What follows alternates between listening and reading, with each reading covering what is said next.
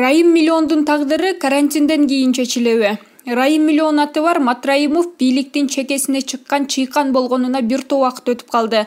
Планета менен катар биздин мамлекетибиз дагы коронавирус пандемиясынан улам карантинге кеттик. Өндүрүш токтоду. Негизи элибиздин басымдуу бөлүгү айрымдардын айтымына караганда күнүмдүк тапканын күндө жок кылган калк экен. Ушундай кыйынчылык учурда мамлекет менен катар колунда бар бир топ инсандар кайрымдуулук акцияларын кылууда. Ошолордун катарында айтылуу Матраимовдор да жүрөт. Социалдык тармактарда аларды жактап жамандап жазгандардын саны опсуз көбөйдү. Айрымдары миллиондорду уурдап жегендер, садага кылып жатат дегендер да жок эмес. Ал эми соц тармактардагы фейктер аларды дароо баса калып, кожоюнуна чаң жугузбай мактап жатышат. Ошол кезде мамлекет башчысы эч кимдин атын атабай туруп, кайрымдуулук кылсаңар, соопчулук үчүн элге жарыя кылбай жөн кылгыла деген пикирин билдирген. Бул пикирди көбүн эсе кимге айтылганын айрымдар баамдап коюшту. Буга кошул ташыл болуп, соц тармактарда учурда Кыргызстанды Райым эле башкарып жатат деген пикирлер жарыяланып кетти. Бул пикирди бийлик кандай кабыл алат болду экен? Айрым бир билермандардын айтымына караганда,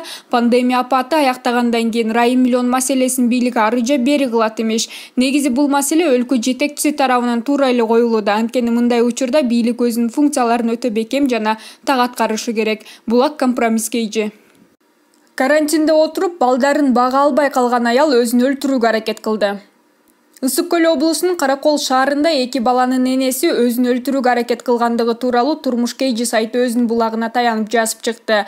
Ал аял бул кадамга балдарын бакканга мүмкүнчүлүгү жок калгандыгынан улам барган. Карантинге чейин күнүмдүк акы төлөнүп турчу кызматтарда иштеп келген. Күнүмдүк тапканын тамак ашка коротчу. Карантинде жумушу жок үйдө олтуруп калган. Айласы кетип бир топ таблеткаларды, дарыларды ичип алган. Тез жардам келип, медиктер анын өмүрүн сактап калышты. Бул маалыматтын чындыгын Каракол шаарынын мэриясы тастыктаган. Ал аялга мэрия жана Тирек реабилитациялык балдар борбору тарабынан жардам көрсөтүлгөн.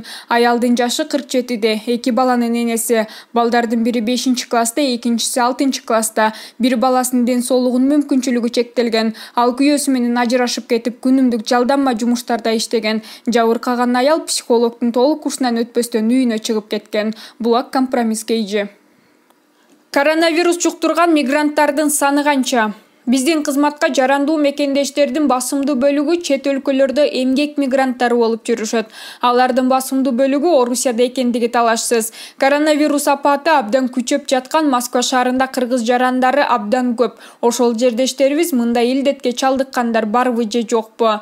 Кыргыз Республикасынын Россиядагы элчилигинде эч кандай маалымат жок экендиги билинди. Чет өлкөдө эмгектенип жүргөн мекендештерибиздин арасында коронавирус илдетине чалдыккандар бар экен айтылып келет. Кыргыз Республикасынын Орусиядагы элчилиги буга чейин коронавирус жуктуруп алгандар бар экенин ырасташкан. Бирок так санын элчилик билбейт, себеби Орусия бул маалыматты тактап жатат. Орусиядагы кыргыз мигранттарын коомдук уюмдары дагы бул суроого так жооп бере алышпайт. Ар кандай маалыматтардан улам илдет жуктуруп алган жарандарыбыздын болжол менен 50-нүн тегерегинде. Бирок бул маалымат эч кандай аргумент менен бекемделген эмес. Керек болсо бул цифра 10 эсе көп болушу мүмкүн экендиги айтылып жатат. Эң негизгиси Орусия мамлекети жүргүзүп жаткан алдын ала чараларын биздин мекендештер дагы так сакташы керек. Кыргыз өкмөтү чет жердеги мекендештерге илдеттен сактануу үчүн 10 миллион сом акча бөлдү. Жетекчилери бул суроого жооп бериши кыйындыгын айтышууда. Коронавирус жуктуруп алган мекендештерибиздин саны болжол менен 50 киши дешүүдө, бирок бул цифралар 10 эсеге көп болушу да мүмкүн деген ойлорун билдиришүүдө. Бул маселе дароо интернет колдонуучулардын кескин сынына кабылды. Өкмөткө алар миллион мигранттын ар бирине 10 сомдон садага берип жатасыңарбы деп ачуу какшыгын ыргытышууда.